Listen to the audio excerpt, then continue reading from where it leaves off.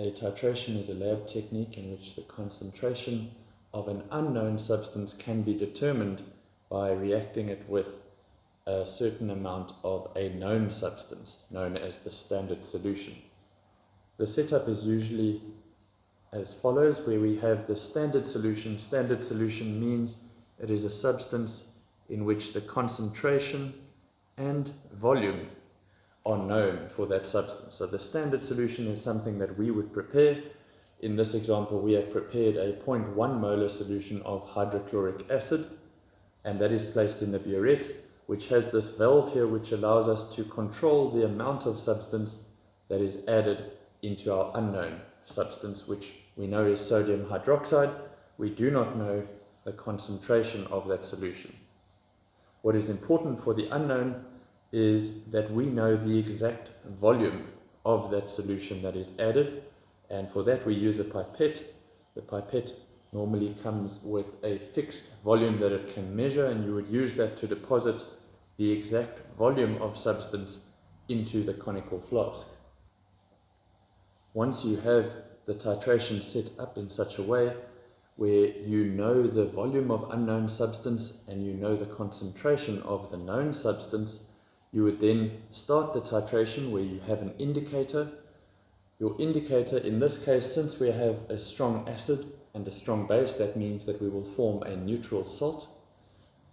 Since we know that the salt is neutral, we are looking for an indicator that would indicate in the range of neutrality around a pH of 7, and that would be bromothymol blue, which is yellow in an acid and blue in a base. So we would add the indicator to our unknown substance, so it would start out blue in color. We would then slowly or systematically add our standard solution of known concentration to our unknown,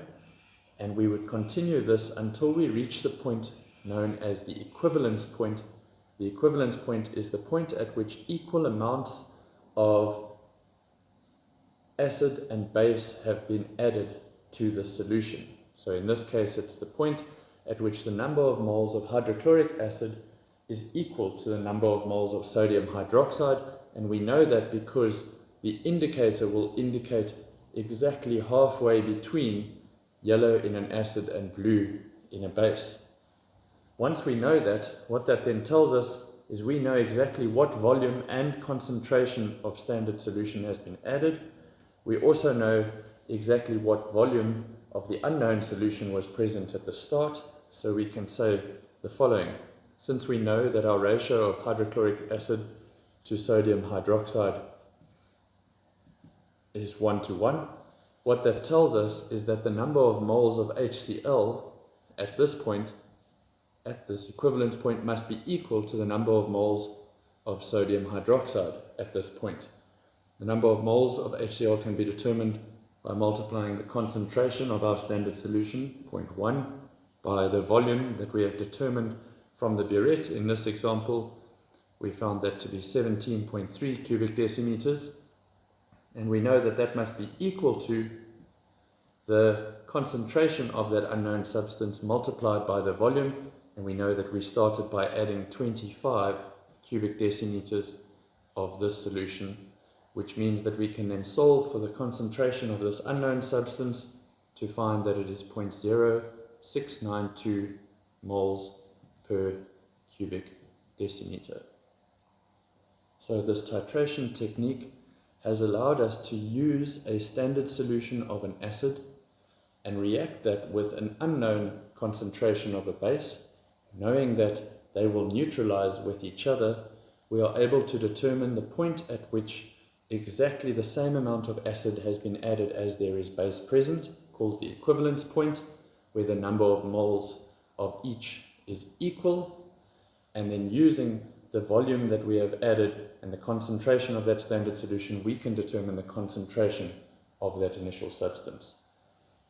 In a titration, it is very important to ensure that the concentration of the standard solution in the burette does not change,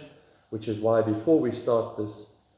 experiment, we would always rinse the burette out with the standard solution to ensure that any liquid that remains in the burette is of that standard solution. when it comes to dealing with our unknown solution, what is most important to us is ensuring that the volume that is added is constant, and that is why we use a pipette, and which is why we can also use water to rinse out the conical flask, because it does not affect the volume of unknown substance that we have added.